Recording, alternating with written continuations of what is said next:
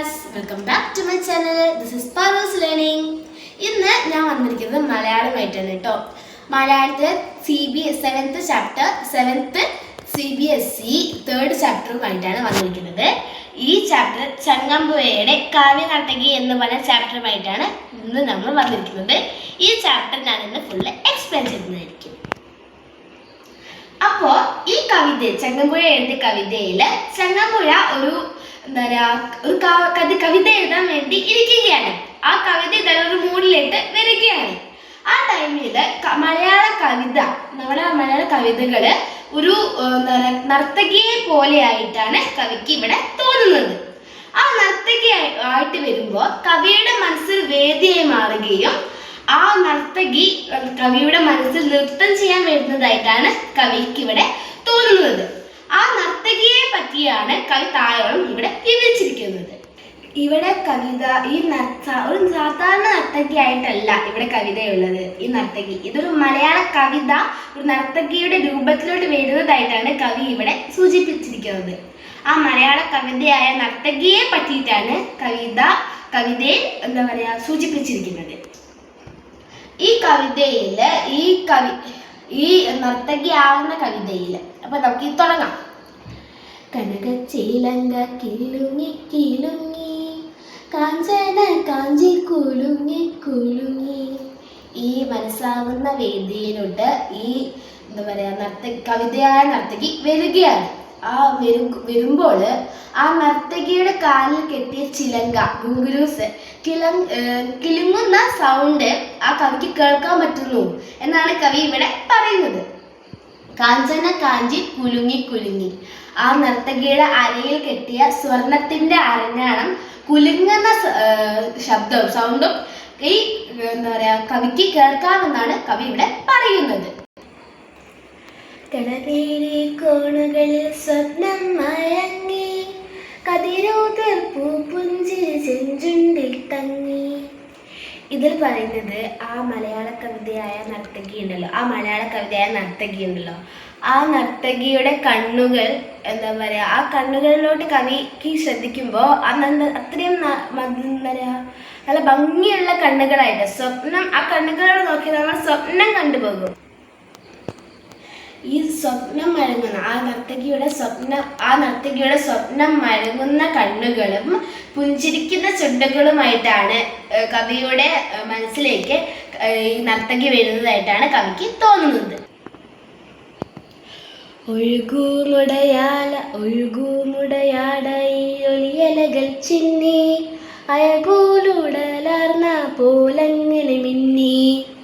ഈ വരികളിൽ പറഞ്ഞിരിക്കുന്നത് കവിതയായ ഈ നർത്തകി എന്നായിരിക്കും പറയുക. നർത്തകിയുടെ വസ്ത്രങ്ങളെ പറ്റിയിട്ടാണ് ഈ വരികളിൽ പറഞ്ഞിരിക്കുന്നത്. നർത്തകിയുടെ വസ്ത്രങ്ങളെ അത്രയും തിളങ്ങുന്നതായിട്ടുള്ള ഒരു വസ്ത്രങ്ങളെ പറ്റിയാണ് ഈ വരികളിൽ പറഞ്ഞിരിക്കുന്നത്. അതിൻ്റെ താഴത്തെ വരികളിൽ അഴക് ഭംഗി ഒരു നർത്തകിയുടെ രൂപം വെച്ച് വരികയാണോ എന്നാണ് കവി ഇവിടെ ചോദിച്ചിരിക്കുന്നത്. മതിമോഹന ശുഭനർത്തനമാടൂ നീ മഹിതേ, മമ മുന്നിൽ നിന്നു നീ മലയാള കവിതേ. മതിമോഹന ശുഭനർത്തനമാടൂ നീ മഹിതേ. മതിമോഹന ശുഭനർത്തനം, ഈ എൻ്റെ മനസ്സിനെ മോഹിപ്പിക്കുന്ന രീതിയിൽ നൃത്തം ചെയ്യുന്നവളെ, നീ എൻ്റെ മുന്നിൽ നൃത്തം ചെയ്യൂ. എൻ്റെ ഭാവന വിരിഞ്ഞിട്ട് ആ ഭാവനയിലുള്ള വരികളെ ഞാൻ കവിതയായി എഴുതട്ടെ എന്നാണ് കവി ഇവിടെ പറയുന്നത്. ആയിരം സ്വർഗങ്ങൾ സ്വപ്നവുമായെത്തി മായികെ നീ നടനം നടത്തി. ഇത്രയും ഭംഗിയായിട്ട് മലയാള കവിയുടെ മനസ്സിൽ നൃത്തം ചെയ്യുമ്പോൾ കവിയുടെ മനസ്സിൽ 1000 സ്വർഗങ്ങൾ എന്ന് വെച്ചാൽ 1000 ഭാവനകൾ തെളിയുകയാണ്. പുഞ്ചിരി പെയ്താടൂ നീ ലളിതേ, തുഞ്ചന്റെ തത്തയെ കൊഞ്ചിച്ച കവിതേ. ഇതിൽ പറഞ്ഞിരിക്കുന്നത് എന്താണെന്ന് വെച്ചാൽ പുഞ്ചിരി തുഞ്ചത്ത് രാമാനുജൻ എഴുത്തച്ഛനെ പ്രശസ്തനാക്കിയ മലയാള കവിതയെ നീ എൻ്റെ മുന്നിലും പുഞ്ചിരിച്ചുകൊണ്ട് നൃത്തം ചെയ്യൂ എന്നാണ് കവി ഇപ്പോൾ ഈ വരികളോട് പറയുന്നത്. അഞ്ചി കുഴമണിഞ്ഞാടു അഞ്ചി കുഴഞ്ഞഴിഞ്ഞാടു ഗുണമിലിതേ കുഞ്ചന്റെ തുള്ളലിൽ മണിക്കൊട്ടിയ കവിതേ. ഇതിൽ പറഞ്ഞിരിക്കുന്നത് എന്താണെന്ന് വെച്ചാൽ കുഞ്ചൻ നമ്പ്യാരെയും നീ പ്രശസ്തനാക്കിയിട്ടുണ്ട്. അതുകൊണ്ട് നീ എൻ്റെ മുന്നിലും മനോഹരമായിട്ട് ഒന്ന് നൃത്തം ചെയ്യുമെന്നാണ് കവി നൃത്തകാരിയോട് പറയുന്നത്. പലമാതിരി പല ഭാഷകൾ പല ഭൂഷകൾ കെട്ടി പാടിയും ആടിയും പല ചേഷ്ടകൾ കാട്ടി. ഇത് പറയുന്നത് എന്താണെന്ന് വെച്ചാൽ പല ഭാഷയിൽ പല ഭാവത്തിലും പല രീതിയിലും നീ എൻ്റെ മുന്നിൽ ഒന്ന് നൃത്തം ചെയ്യൂ കവിതേ എന്നാണ് കവി ഇവിടെ പറയുന്നത്.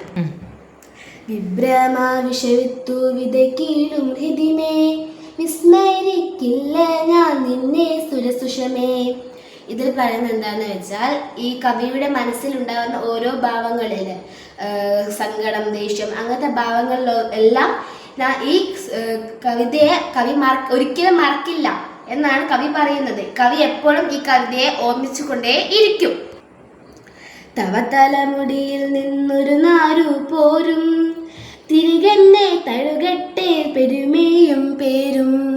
ഇതിൽ പറഞ്ഞിരിക്കുന്നത് എന്താണെന്ന് വെച്ചാൽ ഭാവനയായ മുടിയുള്ള നർത്തകിയെ മുടിയുടെ ഒരു കവിക്ക് കൊടുത്തിട്ട് കവിക്കും പെരുമയും പേരും പ്രശസ്തിയൊക്കെ തരുമോ എന്നാണ് നൽകുക എന്നാണ് കവിയുടെ പറയുന്നത്. പോവുന്നു നീ നൃത്തം നിർത്തി നീ ദേവി അയ്യോ പോവല്ലേ പോവല്ലേ പോവല്ലേ ദേവി. ഇതിൽ പറയുന്നത് എന്താണെന്ന് വെച്ചാൽ കവിത എഴുതാനുള്ള ഒരു മൂഡ് പോവുകയാണ്. ആ ടൈമിലാണ് ഈ കവി ചോദിക്കുന്നത് ഇനി മലയാള കവിതയായ നർത്തകി നീ പോവുകയാണോ, ഭാവനകളൊക്കെ നീ കൊണ്ടുപോവുകയാണോ എന്നാണ് കവി ഇവിടെ ചോദിക്കുന്നത്.